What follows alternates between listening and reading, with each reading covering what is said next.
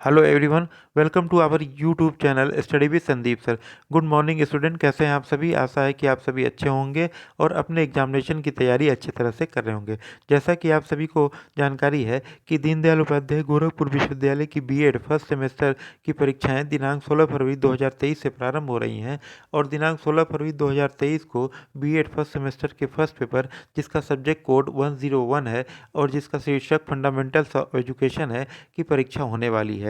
तो इस वीडियो में हम आपके लिए बीएड फर्स्ट सेमेस्टर के फर्स्ट पेपर, जिसका शीर्षक फंडामेंटल ऑफ एजुकेशन है, से संबंधित 85 अति महत्वपूर्ण एमसीक्यू क्वेश्चन लेकर आए हैं। और इस वीडियो को आप शुरू से लेकर अंत तक देखिएगा, क्योंकि आपकी परीक्षा में यहीं से प्रश्न जो है वह पूछे जाएंगे। यदि यह वीडियो आपको अच्छा लगे तो इसको लाइक कीजिएगा, इसको शेयर कीजिएगा, और यदि आप हमारे चैनल पर नए हैं तो चैनल को सब्सक्राइब करना मत भूलिएगा।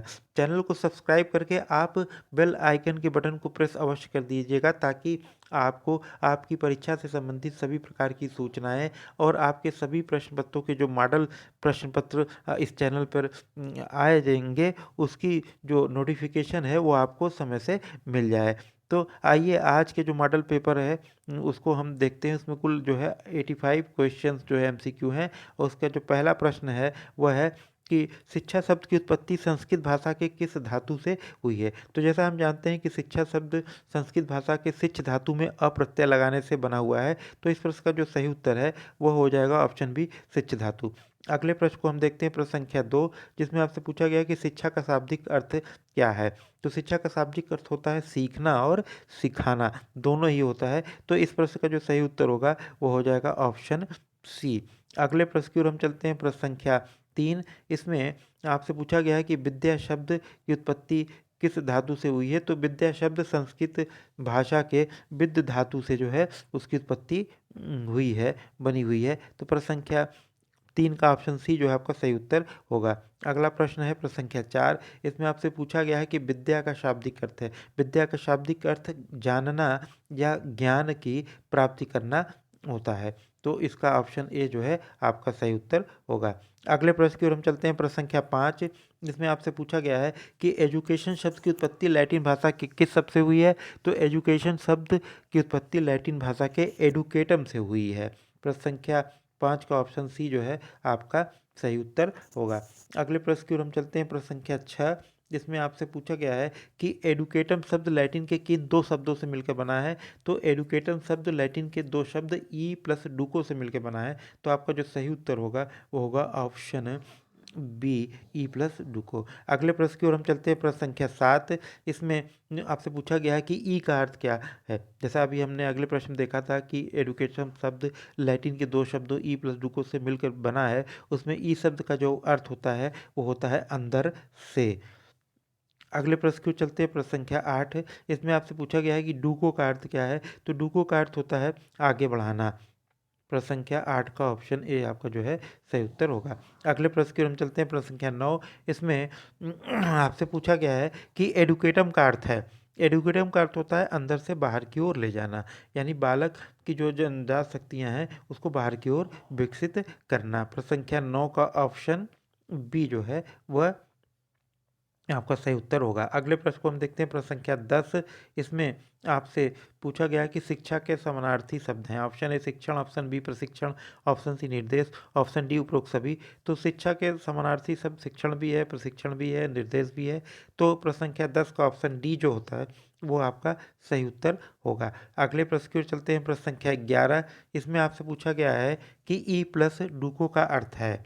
तो ई प्लस डू का अर्थ होता है अंदर से बाहर निकालना। प्रश्न संख्या 11 का ऑप्शन सी जो है वह आपका सही उत्तर होगा। अगले प्रश्न की ओर हम चलते हैं, प्रश्न संख्या 12। इसमें आपसे पूछा गया कि शिक्षा क्या है। ऑप्शन ए दिया है शिक्षा एक विषय है, शिक्षा एक परीक्षा पास करना है, या शिक्षा जो है विकासोन्मुख परिवर्तन है, या इनमें से कोई नहीं। तो शिक्षा विकासोन्मुख परिवर्तन है। तो प्रश्न संख्या 12 का ऑप्शन जो सी है वह आपका सही उत्तर हो गया। अगले प्रश्न को देखते हैं, प्रश्न संख्या 13। इसमें आपसे पूछा गया शिक्षा क्या है। तो शिक्षा अनुभव तथा ज्ञान होता है। तो प्रश्न संख्या 13 का ऑप्शन बी जो है वो आपका सही उत्तर होगा। अगले प्रश्न को हम देखते हैं, प्रश्न संख्या 14, जिसमें आपसे पूछा गया है कि शिक्षा के शाब्दिक अर्थ में शामिल नहीं है। ऑप्शन ए है पालन पोषण, यह शिक्षा के शाब्दिक अर्थ में सम्मिलित है। ऑप्शन बी विकसित करना, यह भी शिक्षा के अर्थ में सम्मिलित है। और ऑप्शन सी दिया है संवर्धन करना, यह भी जो है शिक्षा के शाब्दिक अर्थ में सम्मिलित है। तो ऑप्शन डी आपका जो सही उत्तर हो जाएगा इनमें से कोई नहीं। प्रश्न संख्या 15 को हम देखते हैं। प्रश्न संख्या 15 में आपसे पूछा गया है कि जॉन डीवी के अनुसार शिक्षा के अंग हैं। जॉन डीवी ने शिक्षा के 3 अंग बताए हैं, शिक्षक, शिक्षार्थी और पाठ्यक्रम। तो प्रश्न संख्या 15 का ऑप्शन ए आपका जो है वह सही उत्तर होगा। जॉन डीवी के अनुसार शिक्षा के 3 अंग हैं। अगले प्रश्न की ओर हम चलते हैं। प्रश्न संख्या 16, जिसमें आपसे एक कथन पूछा गया है कि शिक्षा एक द्विमुखी यानी बाईपोलर प्रक्रिया है। Education is a bipolar process, यह स्टेटमेंट किसका है? तो यह कथन जो है एडम्स का है। प्रश्न संख्या 16 का ऑप्शन डी जो है आपका सही उत्तर हो जाएगा। अगले प्रश्न की ओर हम चलते हैं। प्रश्न संख्या 17, इसमें आपसे पूछा गया है कि एडम्स के अनुसार शिक्षा के 2 ध्रुव हैं। तो एडम्स ने शिक्षा के 2 ध्रुव बताए हैं, शिक्षक और दूसरा है शिक्षार्थी या विद्यार्थी। तो प्रश्न संख्या 17 का ऑप्शन ए जो है आपका सही उत्तर हो जाएगा। अगले प्रश्न की ओर हम चलते हैं। प्रश्न संख्या 18, इसमें आपसे पूछा गया है कि शिक्षा एक त्रिमुखी प्रक्रिया है। Education is a tripolar process, यह जो स्टेटमेंट जॉन डीवी का है। प्रश्न संख्या 18 का ऑप्शन बी जो है आपका सही उत्तर होगा। अगले प्रश्न की ओर हम चलते हैं। प्रश्न संख्या 19, जिसमें आपसे पूछा गया है कि शिक्षा के अंग हैं। तो ऑप्शन ए शिक्षक, ऑप्शन बी शिक्षार्थी, ऑप्शन सी पाठ्यक्रम। तो शिक्षा के ये तीनों ही अंग होते हैं, शिक्षक, शिक्षार्थी और पाठ्यक्रम। तो प्रश्न संख्या 19 का ऑप्शन डी जो आपका सही उत्तर हो जाएगा। अब हम अगले प्रश्न की ओर चलते हैं। प्रश्न संख्या 20, इसमें आपसे पूछा गया है कि शिक्षा का संकुचित अर्थ है। शिक्षा का जो संकुचित अर्थ होता है वह हम लोग जो है विद्यालय से प्राप्त होने वाले ज्ञान से लगाते हैं। तो इस प्रश्न का जो सही उत्तर होगा ऑप्शन बी, शिक्षा विद्यालय में प्राप्त होने वाला ज्ञान है। प्रश्न संख्या 20 का ऑप्शन बी जो है आपका सही उत्तर होगा। अगले प्रश्न की ओर चलते हैं। प्रश्न संख्या 21, इसमें आपसे पूछा गया है कि शिक्षा का व्यापक अर्थ क्या है। तो शिक्षा का जो व्यापक अर्थ हम लोग लगाते हैं वो कि शिक्षा क्या है, जन्म से लेकर मृत्यु पर्यंत तक चलने वाली एक प्रक्रिया है। तो प्रश्न संख्या 21 का ऑप्शन बी जो है वह आपका सही उत्तर होगा। अगले प्रश्न की ओर हम चलते हैं। प्रश्न संख्या 21, इसमें आपसे पूछा गया है कि शिक्षा है, शिक्षा कला है या विज्ञान है या दोनों है। तो शिक्षा क्या है, शिक्षा कला और विज्ञान दोनों है। तो प्रश्न संख्या जो 22 है उसका ऑप्शन सी आपका सही उत्तर होगा। अगले प्रश्न को हम देखते हैं। प्रश्न संख्या 23, इसमें आपसे पूछा गया है कि मनुष्य की अंतर्निहित पूर्णता को अभिव्यक्त करना ही शिक्षा है। यह कथन किसका है? तो यह जो सुप्रसिद्ध कथन है और हर प्रकार के एग्जामिनेशन में ये कथन पूछा जाता है, तो यह कथन है स्वामी विवेकानंद का। स्वामी विवेकानंद ने शिक्षा के संबंध में कहा था कि मनुष्य की अंतर्निहित पूर्णता को अभिव्यक्त करना ही शिक्षा है। प्रश्न संख्या 23 का ऑप्शन डी आपका सही उत्तर होगा। अगले प्रश्न की ओर हम चलते हैं। प्रश्न संख्या 24, जिसमें आपसे पूछा गया कि सर्वोत्तम शिक्षा वह है जो हमें सूचना ही नहीं दे अपितु हमारे जीवन और संपूर्ण सृष्टि में समरसता पैदा करती है। यह कथन किसका है? तो यह कथन जो है गुरु रविन्द्रनाथ टैगोर का है। तो प्रश्न संख्या 24 का ऑप्शन सी जो है आपका सही उत्तर होगा। अगला प्रश्न संख्या 25, इसमें आपसे पूछा गया है कि स्वस्थ शरीर में स्वस्थ मन का निर्माण ही शिक्षा है। यह कथन किसका है? तो यह कथन जो है वह है अरस्तु का। प्रश्न संख्या 25 का ऑप्शन सी। यह कथन भी एग्जामिनेशन में जो है अक्सर पूछा जाता है। अगला प्रश्न संख्या 26 की ओर चलते हैं। हम देखते हैं इसमें क्या है कि इसमें पूछा गया कि मानव की आंतरिक शक्तियों का स्वाभाविक सामंजस्यपूर्ण एवं प्रगतिशील विकास ही शिक्षा है। यह कथन किसका है? तो यह कथन जो है वह आपके पेस्टोलॉजी का है। ऑप्शन जो है प्रश्न 26 का जो है ऑप्शन बी आपका सही होगा। पेस्टोलॉजी ने कहा है कि शिक्षा जो क्या है, मानव की आंतरिक शक्तियों का स्वाभाविक सामंजस्य एवं प्रगतिशील विकास ही शिक्षा है। प्रश्न संख्या 27 को हम देखते हैं। इसमें आपसे पूछा गया है कि शिक्षा पूर्ण जीवन है। यह कथन किसका है? तो शिक्षा पूर्ण जीवन है, यह कथन जो है स्पेंसर का है। प्रश्न संख्या 27 का ऑप्शन सी आपका सही उत्तर है। अगले प्रश्न की ओर हम चलते हैं। प्रश्न संख्या 28, इसमें आपसे पूछा गया है कि शिक्षा से मेरा अभिप्राय बालक और मनुष्य के शरीर, मस्तिष्क तथा आत्मा में पाए जाने वाले सर्वोत्तम गुणों का सर्वांगीण विकास है। यह कथन किसका है? तो ये कथन जो है महात्मा गांधी का है, और यह परिभाषा भी महात्मा गांधी की जो है एग्जाम में अक्सर पूछी जाती है। तो अगले प्रश्न की ओर चलते हैं, प्रश्न संख्या 29। इसमें आपसे पूछा गया है कि शिक्षा से मेरा अभिप्राय उस प्रशिक्षण से है जो अच्छी आदतों के द्वारा बच्चों में अच्छी नैतिकता का विकास करती है। और यह कथन किसका है? तो ये कथन जो है वो प्लेटो का है। प्लेटो के द्वारा यह कहा गया है। प्रश्न संख्या 29 का ऑप्शन बी जो है वह आपका सही उत्तर होगा। अगले प्रश्न की ओर चलते हैं, प्रश्न संख्या 30, जिसमें आपसे पूछा गया है कि सच्ची शिक्षा जो है बालक एवं बालिकाओं के लिए बेकारी के विरुद्ध एक प्रकार का बीमा होती है। यह कथन किसका है? तो यह कथन जो है महात्मा गांधी का है। तो प्रश्न संख्या 30 का ऑप्शन सी जो है वो आपका सही उत्तर होगा। अगले प्रश्न की ओर चलते हैं, प्रश्न संख्या 31। इसमें आपको जो है स्टेटमेंट दिए हैं 3, और आपसे पूछा गया है कि कौन सा स्टेटमेंट सही है। तो इसमें आपका स्टेटमेंट ए दिया, कथन एक दिया है कि शिक्षा एक सामाजिक प्रक्रिया है, ये तो सत्य है। ऑप्शन बी दिया है शिक्षा एक गतिशील प्रक्रिया है, यह भी सत्य है। ऑप्शन सी दिया है शिक्षा एक त्रिमुखी प्रक्रिया है, यह भी सत्य है।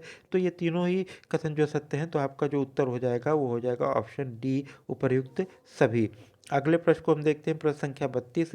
इसमें आपसे पूछा गया है कि शिक्षा की विशेषताओं में शामिल है। ऑप्शन है शिक्षा एक त्रिध्रुवी प्रक्रिया है, यह भी शिक्षा की विशेषता है। ऑप्शन बी है शिक्षा आजीवन चलने वाली प्रक्रिया है, यह भी शिक्षा की विशेषता है। ऑप्शन सी दिया है शिक्षा समायोजन की प्रक्रिया है, यह भी शिक्षा की विशेषता में सम्मिलित है। यानी कि तीनों ही विशेषताएं जो है जो इस प्रश्न में पूछी गई हैं वो शिक्षा की विशेषताओं में सम्मिलित है। तो आपका उत्तर जो है हो जाएगा उपर्युक्त सभी, ऑप्शन डी। यानी प्रश्न संख्या 32 का ऑप्शन डी जो आपका सही उत्तर होगा। अगले प्रश्न को हम देखते हैं, प्रश्न संख्या 33। इसमें आपसे पूछा गया है कि शिक्षा के विषय क्षेत्र में शामिल हैं कौन कौन सी चीज़ें जो शिक्षा के विषय क्षेत्र में शामिल है। उसमें ऑप्शन ए दिया है शिक्षा दर्शन, ये शिक्षा के विषय क्षेत्र में सम्मिलित है। ऑप्शन बी है शिक्षा मनोविज्ञान, यह भी शिक्षा के क्षेत्र में सम्मिलित है। ऑप्शन सी दिया है तुलनात्मक शिक्षा, यह भी शिक्षा के विषय क्षेत्र में सम्मिलित है। और तो इस प्रकार तीनों जब सम्मिलित हो तो आपका उत्तर हो जाएगा ऑप्शन डी, उपर्युक्त सभी। अगले प्रश्न की ओर हम चलते हैं, प्रश्न संख्या 34। इसमें आपसे पूछा गया है कि शिक्षा के व्यापक अर्थ में तो शिक्षा का व्यापक अर्थ में कौन सा आता है? औपचारिक शिक्षा या अनौपचारिक शिक्षा या निरौपचारिक शिक्षा या उपयुक्त सभी।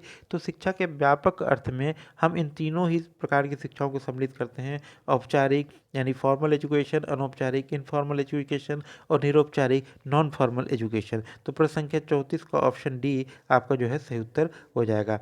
अगले प्रश्न को हम देखते हैं, प्रश्न संख्या 35। इसमें आपसे पूछा गया कि शिक्षा के संकुचित अर्थ का तात्पर्य है। तो शिक्षा का जो संकुचित अर्थ का तात्पर्य ऑप्शन ए दिया है पुस्तकीय ज्ञान, ऑप्शन बी दिया है कि विद्यालयी शिक्षा, ऑप्शन सी दिया है ए और बी दोनों, ऑप्शन डी इनमें से कोई नहीं। तो शिक्षा के संकुचित अर्थ का तात्पर्य होता है वो पुस्तकीय ज्ञान और विद्यालय शिक्षा दोनों से लिया जाता है। तो आपका जो सही उत्तर होगा वो हो जाएगा ऑप्शन सी, ए और बी दोनों। अगले प्रश्न को हम देखते हैं, प्रश्न संख्या 36 को, जिसमें आपसे पूछा गया है कि विद्यालय शिक्षा की विशेषता है। तो विद्यालय शिक्षा की विशेषता निश्चित स्थान, निश्चित समय और निश्चित व्यक्ति, ये तीनों है। तो आपका जो सही उत्तर हो जाएगा वो हो जाएगा ऑप्शन डी, उपयुक्त सभी। अगले प्रश्न को हम देखते हैं, प्रश्न संख्या 37। संकुचित अर्थ में शिक्षा को कहा जाता है। संकुचित अर्थ में शिक्षा अध्यापन है या निर्देश है या दोनों है या इनमें से कोई नहीं। तो संकुचित अर्थ में शिक्षा अध्यापन और निर्देश दोनों होता है। तो इस प्रकार आपका जो प्रश्न संख्या 37 का ऑप्शन सी जो है वो सही उत्तर हो जाएगा। अगले प्रश्न की ओर हम चलते हैं, प्रश्न संख्या 38, जिसमें आपसे पूछा गया है कि बालक को पुस्तकीय ज्ञान की प्राप्ति होती है। बालक को पुस्तकीय ज्ञान की प्राप्ति कहाँ से होती है? ऑप्शन ए व्यापक शिक्षा से, ऑप्शन बी संकुचित शिक्षा से, ऑप्शन सी ए और बी दोनों से, ऑप्शन डी इनमें से कोई नहीं। तो बालक को जो पुस्तकीय ज्ञान की प्राप्ति वो संकुचित शिक्षा से यानी विद्यालयी शिक्षा से प्राप्त होती है। तो प्रश्न संख्या 38 का ऑप्शन बी आपका जो है सही उत्तर हो जाएगा। अगले प्रश्न की ओर चलते हैं, प्रश्न संख्या 39, जिसमें आपसे पूछा गया है कि शिक्षा के संकुचित और व्यापक अर्थ में अंतर का आधार है। शिक्षा के संकुचित और व्यापक अर्थ में हम लोग अंतर किन किन आधारों पे करते हैं, उनमें ए ऑप्शन ए दिया है स्थान, इसके आधार पे दोनों के बीच अंतर किया जाता है। ऑप्शन बी पाठ्यक्रम, इसके आधार पे भी दोनों प्रकार की शिक्षा में अंतर किया जाता है। ऑप्शन सी दिया है शिक्षण विधि, तो शिक्षण विधि के आधार पे भी है शिक्षा के संकुचित और व्यापक अर्थ में हम लोग अंतर करते हैं। तो इस प्रश्न का जो सही उत्तर होगा वो हो जाएगा ऑप्शन डी, उपर्युक्त सभी। आगे चलते हैं प्रश्न संख्या 40। इसमें आपसे पूछा गया है कि डेमोक्रेसी शब्द किस भाषा से बना है। तो डेमोक्रेसी शब्द जो है वो ग्रीक भाषा से लिया गया है। प्रश्न संख्या जो 40 का ऑप्शन ए आपका सही उत्तर होगा। अगले प्रश्न की ओर हम चलते हैं। प्रश्न संख्या 41। इसमें आपसे पूछा गया है कि जनता का शासन, इसका अर्थ है लोकतंत्र। ऑप्शन बी जनतंत्र, ऑप्शन सी प्रजातंत्र, ऑप्शन डी उपयुक्त सभी। तो जनता के शासन को हम लोग लोकतंत्र के नाम से भी जानते हैं, जनतंत्र के नाम से भी जानते हैं और प्रजातंत्र के नाम से भी जानते हैं। तो प्रश्न संख्या 41 का ऑप्शन डी जो है आपका सही उत्तर हो जाएगा।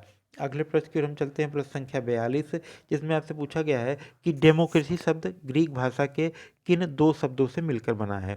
तो डेमोक्रेसी शब्द जो है ग्रीक भाषा के दो शब्द डेमोस और क्रेटोस या क्रेसिया दोनों से मिलकर बना है। तो इस प्रश्न का जो सही उत्तर होगा वो होगा option C, Demos plus Kratos या क्रेशिया।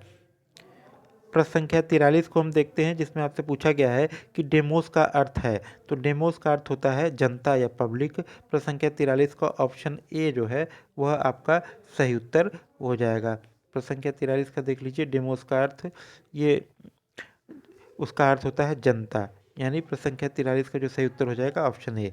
प्रश्न संख्या 44 को हम देखते हैं, जिसमें आपसे पूछा गया है कि क्रेटोस या क्रेशिया का अर्थ होता है। तो क्रेटोस या क्रेशिया का अर्थ होता है शक्ति, पावर। प्रश्न संख्या 44 का ऑप्शन भी आपका सही उत्तर हो जाएगा। अगले प्रश्न की ओर हम चलते हैं। प्रश्न संख्या 45, जिसमें आपसे पूछा गया है कि डेमोक्रेसी का अर्थ है। तो डेमोक्रेसी का अर्थ होता है जनता की शक्ति।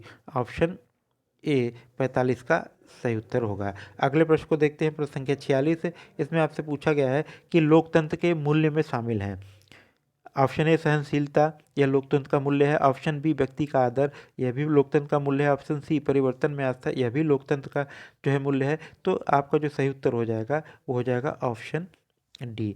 अगले प्रश्न को हम देखते हैं। प्रश्न संख्या 47, इसमें आपसे पूछा गया है कि लोकतंत्र शासन का वह रूप है जिसमें शासन जनता का जनता के लिए तथा जनता के द्वारा। यह कथन किसका है। तो यह जो सुप्रसिद्ध कथन है वो अब्राहम लिंकन का है डेमोक्रेसी के संदर्भ में।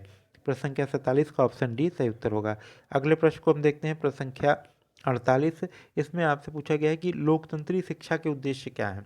तो लोकतंत्री शिक्षा के उद्देश्य, ऑप्शन ए है व्यक्ति की आर्थिक संपन्नता, यह भी लोकतंत्री शिक्षा का उद्देश्य है। ऑप्शन बी है व्यक्ति की रुचियों का विकास, यह भी लोकतंत्री शिक्षा का उद्देश्य है। ऑप्शन सी अच्छी आदतों का निर्माण, यह भी लोकतंत्री शिक्षा का उद्देश्य है। और ऑप्शन डी यह कि उपयुक्त सभी, यानी ये तीनों जब लोकतंत्री शिक्षा का उद्देश्य है तो आपका जो उत्तर हो जाएगा वो हो जाएगा ऑप्शन डी उपयुक्त सभी। अगले प्रश्न को हम देखते हैं। प्रश्न संख्या 49, इसमें आपसे पूछा गया है कि लोकतंत्र के मूल्य हैं। ऑप्शन ए स्वतंत्रता, ऑप्शन बी समानता, ऑप्शन सी बंधुत्व और ऑप्शन डी उपयुक्त सभी। तो लोकतंत्र के मूल्य जो है स्वतंत्रता, समानता, बंधुत्व और न्याय होते हैं। तो यहाँ जो आपका उत्तर हो जाएगा वो हो जाएगा ऑप्शन डी। अगले प्रश्न को हम देखते हैं। प्रश्न संख्या 50, जिसमें आपसे पूछा गया है कि लोकतंत्री समाज के जो विद्यालयों में शिक्षक का स्थान होता है, एक मित्र का, एक पथ प्रदर्शक का या एक समाज सुधारक का। तो लोकतंत्री समाज के जो विद्यालय होते हैं वहाँ शिक्षक का स्थान मित्र के रूप में भी होता है, पथ प्रदर्शक के रूप में भी होता है और समाज सुधारक के रूप में होता है। तो इस प्रश्न का जो सही उत्तर होगा वो हो जाएगा ऑप्शन डी। अगले प्रश्न को देखते हैं हम। प्रश्न संख्या 51, जिसमें आपसे पूछा गया है कि लोकतंत्री शिक्षा में प्रयोग की जाने वाली शिक्षण विधि है। ऑप्शन ए वाद विवाद विधि, ऑप्शन बी समस्या समाधान विधि और ऑप्शन सी सामाजिकृत अभिव्यक्ति विधि। तो ये जो है तीनों शिक्षण जो विधि हैं वो लोकतंत्र शिक्षा में, लोकतंत्री जो शिक्षा है वहाँ प्रयोग की जाती है। तो आपका जो सही उत्तर हो जाएगा वो हो जाएगा ऑप्शन डी। अगले प्रश्न की ओर चलते हैं। प्रश्न संख्या 52, जिसमें आपसे पूछा गया है कि जनतंत्री भारत में शिक्षा का महत्वपूर्ण उद्देश्य व्यक्ति में नेतृत्व के गुणों का विकास करना है। यह जो कथन किसका है। तो यह कथन माध्यमिक शिक्षा आयोग का है। प्रश्न संख्या 52 का जो है ऑप्शन सी जो है आपका सही उत्तर हो जाएगा। अगले प्रश्न की ओर चलते हैं। प्रश्न संख्या 53 यानी 53 की ओर, जिसमें आपसे पूछा गया है कि लोकतांत्रिक शिक्षा के पाठ्यक्रम को निर्धारित करते समय ध्यान दिए जाने वाले सिद्धांत हैं। तो ऑप्शन ए है लचीलेपन का सिद्धांत, ऑप्शन बी है व्यवहारिकता का सिद्धांत, ऑप्शन सी है सामाजिक आवश्यकताओं एवं आदर्शों की पूर्ति का सिद्धांत या उपयुक्त सभी। तो लोकतंत्री शिक्षा में पाठ्यक्रम को निर्धारित करते समय इन तीनों ही सिद्धांतों को ध्यान में रखा जाता है। तो आपका जो सही उत्तर है वो हो जाएगा ऑप्शन डी। अगले प्रश्न की ओर हम चलते हैं, प्रश्न संख्या 54, जिसमें आपसे पूछा गया है कि शिक्षा के व्यक्ति के प्रति क्या कार्य है। तो ऑप्शन है आवश्यकताओं की पूर्ति, यह भी शिक्षा के व्यक्ति के प्रति कार्य है। ऑप्शन बी आत्मनिर्भरता की प्राप्ति, यह भी व्यक्ति के जो है शिक्षा के कार्य है। शिक्षा व्यक्ति के प्रति शिक्षा के कार्य में शामिल यह भी है कि आत्मनिर्भरता की प्राप्ति। और ऑप्शन सी दिया है व्यावसायिक कुशलता की प्राप्ति, यह भी शिक्षा के व्यक्ति के प्रति कार्य में शामिल है। तो आपका जो सही उत्तर हो जाएगा उपयुक्त सभी, ऑप्शन डी। अगले प्रश्न को हम देखते हैं, प्रश्न संख्या 55, जिसमें आपसे पूछा गया है कि शिक्षा के कार्य में शामिल है अनुभवों का पुनर्गठन, यह शिक्षा के कार्य में शामिल है। ऑप्शन बी है वातावरण से अनुकूलन, यह भी शिक्षा के कार्य में शामिल है। ऑप्शन सी है वातावरण का रूप परिवर्तन, यह भी शिक्षा के कार्य में शामिल है। तो आपका जो सही उत्तर हो जाएगा वो हो जाएगा ऑप्शन डी, उपर्युक्त सभी। अगले प्रश्न को हम देखते हैं, प्रश्न संख्या 56, इसमें आपसे पूछा गया है कि केवल पुस्तकीय ज्ञान से काम नहीं चलेगा, हमें इस प्रकार की शिक्षा की आवश्यकता है जिससे कि व्यक्ति अपने स्वयं के पैरों पर खड़ा हो सके। यह कथन किसका है? तो यह कथन जो है स्वामी विवेकानंद का है। तो आपका जो सही उत्तर हो जाएगा प्रश्न संख्या 56 का ऑप्शन सी।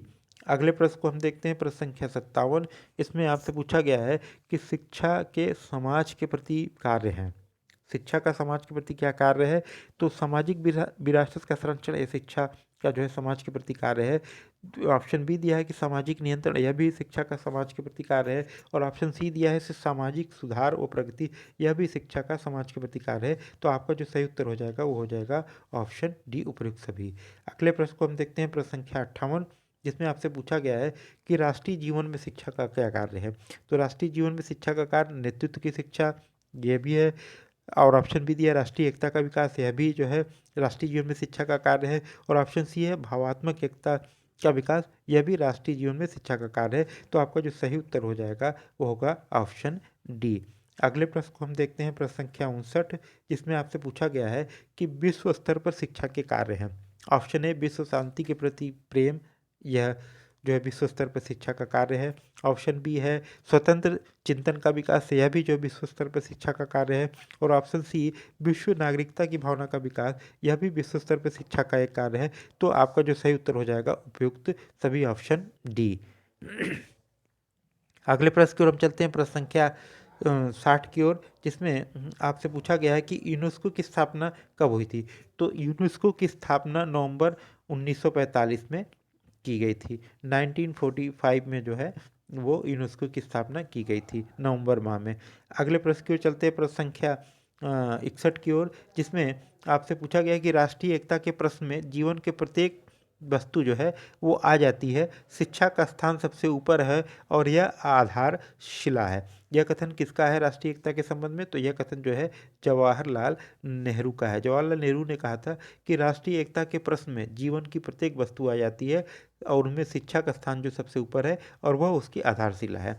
तो अगले प्रश्न की ओर हम चलते हैं, प्रश्न संख्या 62 की ओर, जिसमें आपसे पूछा गया है कि शिक्षा को विशिष्टता प्रदान करना उद्देश्य था।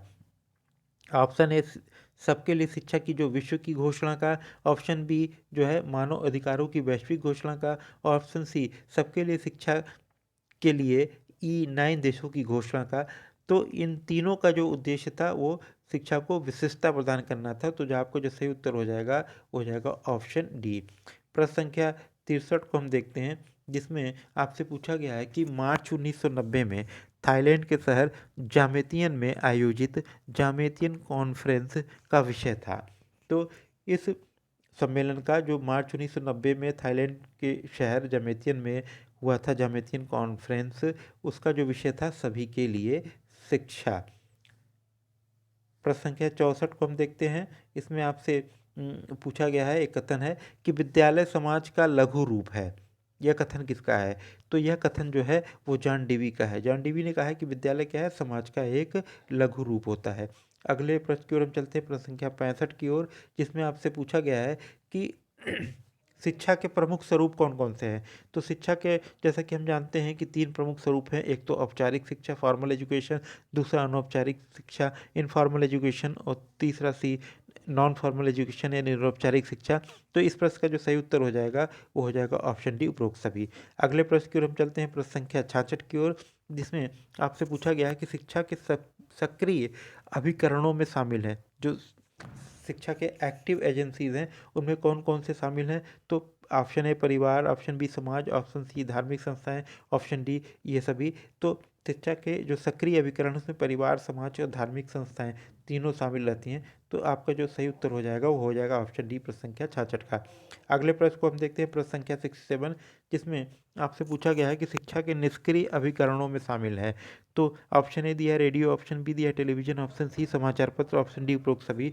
तो शिक्षा के निष्क्रिय अभिकरणों में ये तीनों सम्मिलित है। तो आपका प्रश्न जो है 67 का उत्तर हो जाएगा ऑप्शन डी, रेडियो, टेलीविजन और समाचार पत्र ये तीनों शिक्षा के निष्क्रिय अभिकरण हैं। आगे हम देखते हैं अगले प्रश्न को, प्रश्न संख्या 68। इसमें आपसे पूछा गया है कि शिक्षा के औपचारिक साधन हैं।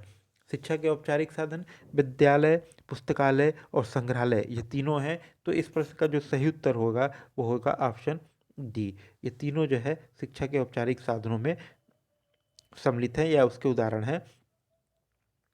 अगले प्रश्न की ओर हम चलते हैं, प्रश्न संख्या 69 69 की ओर, जिसमें आपसे पूछा गया है कि शिक्षा के अनौपचारिक साधन है।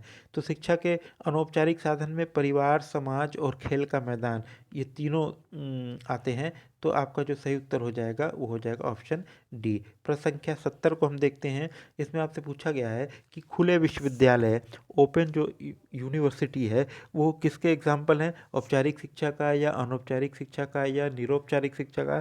तो ओपन यूनिवर्सिटी जो है वो नॉन फॉर्मल एजुकेशन के एग्जाम्पल हैं। तो आपके प्रश्न संख्या 70 का जो सही उत्तर हो जाएगा वो हो जाएगा नॉन फॉर्मल एजुकेशन या निरौपचारिक शिक्षा।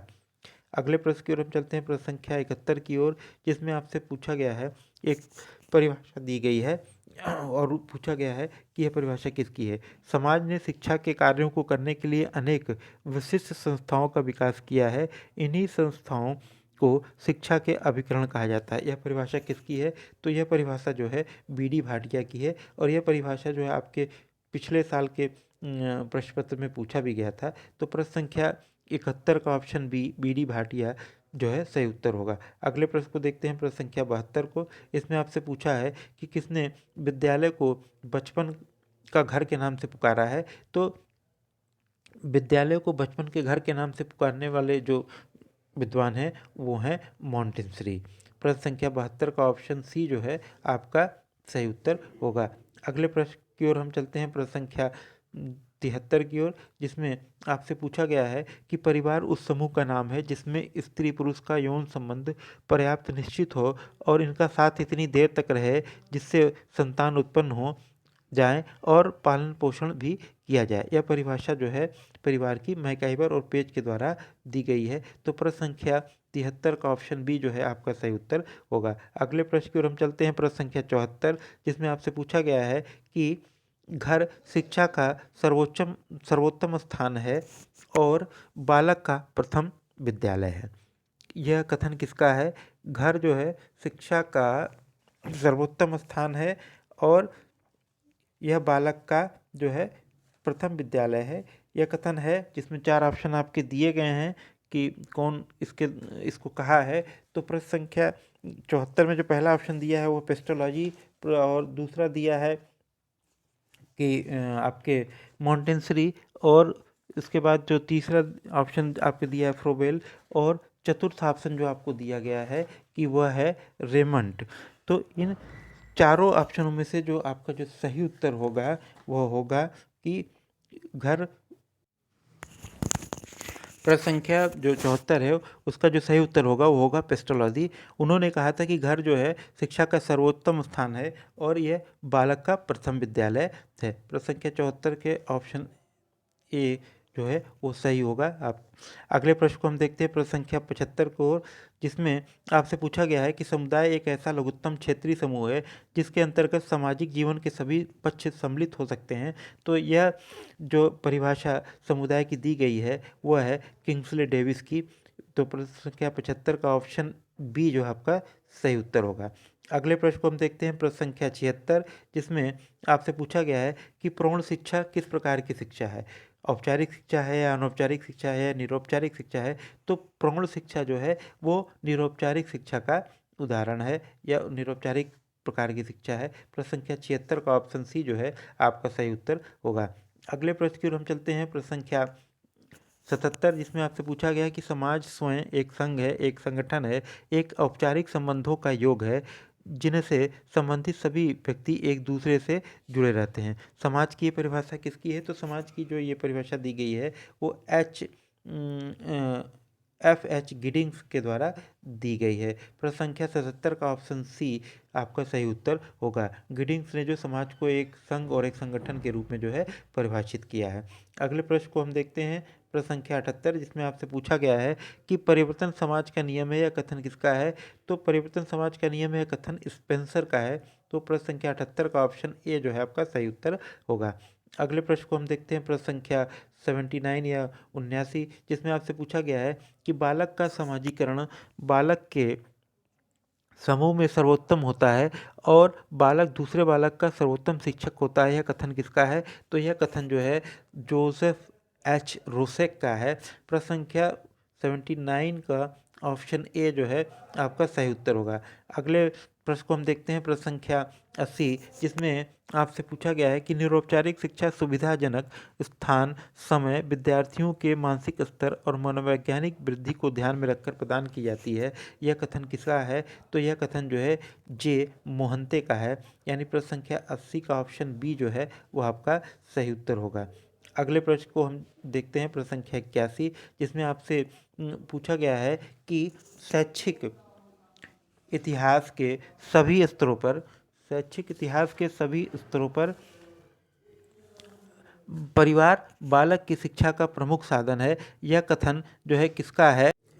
प्रश्न संख्या 81 में जो आपसे पूछा गया कि शैक्षिक इतिहास के सभी स्तरों पर परिवार बालक की शिक्षा का प्रमुख साधन है। यह कथन जो है किसका है? जो चार ऑप्शन आपको दिए गए हैं, फ्रोवेल, मॉन्टेसरी, रेमंड और लॉरी। तो ये कथन जो है लॉरी का है कि उन्होंने ही कहा था कि शैक्षिक इतिहास के सभी स्तरों पर परिवार बालक की शिक्षा का प्रमुख साधन है। तो अगले प्रश्न की ओर हम चलते हैं। प्रश्न संख्या 82 की ओर, जिसमें आपसे पूछा गया है। प्रश्न संख्या 81 का पहले आप सही उत्तर जान लीजिए। प्रश्न संख्या 81 का जो सही उत्तर है वो ऑप्शन डी लॉरी है। उन्होंने कहा था कि शैक्षिक इतिहास के सभी स्तरों पर परिवार जो है बालक की शिक्षा का प्रमुख साधन है। अगले प्रश्न को अब हम देखते हैं। प्रश्न संख्या 82, इसमें आपसे पूछा गया है कि परिवार को हम संबंधों की वह व्यवस्था समझते हैं जो माता पिता और उसकी संतानों में पाई जाती है। यह कथन किसका है? तो जो चार ऑप्शन आपको दिए गए हैं उसमें एस.सी. एंडरसन ऑप्शन ए है, ऑप्शन बी है क्लेयर, ऑप्शन सी है मैकइवर एंड पेज, ऑप्शन डी है लॉरी। तो यह कथन जो है वह क्लेयर का है। ऑप्शन बी जो है प्रश्न संख्या 82 का सही उत्तर होगा। क्लेयर ने कहा था कि परिवार से हम संबंधों की वह व्यवस्था समझते हैं जो माता पिता और उसकी संतानों में पाई जाती है। अगले प्रश्न की ओर हम चलते हैं। प्रश्न संख्या 83, जिसमें एक परिभाषा दी गई है राज्य की और पूछा गया है कि आप ये परिभाषा किसने जो है दी है। राज्य की परिभाषा एक सुसंगठित राजनीतिक समुदाय के रूप में की जा सकती है जिसके साथ एक सरकार होती है जिसे लोगों द्वारा मान्यता मिलती है। यह कथन किसका है? तो यह कथन जो है वह कैंडल का है। प्रश्न संख्या 83 का ऑप्शन सी जो है आपका सही उत्तर होगा। और यह भी परिभाषा जो है अक्सर परीक्षा में पूछी जाती है, तो इसको जो है आप ध्यान से देख लीजिएगा। अगले प्रश्न की ओर हम चलते हैं। प्रश्न संख्या 84, इसमें आपसे पूछा गया है कि राज्य जो है एक ऐसा संगठन है जो किसी निश्चित भूभाग पर सर्वशक्तिमान सरकार के माध्यम से शासन करता है। यह सामान्य नियमों द्वारा व्यवस्था कायम रखता है। यह कथन किसका है? तो यह कथन जो है मैकइवर और पेज का है। प्रश्न संख्या 84 का ऑप्शन डी जो है आपका सही उत्तर होगा।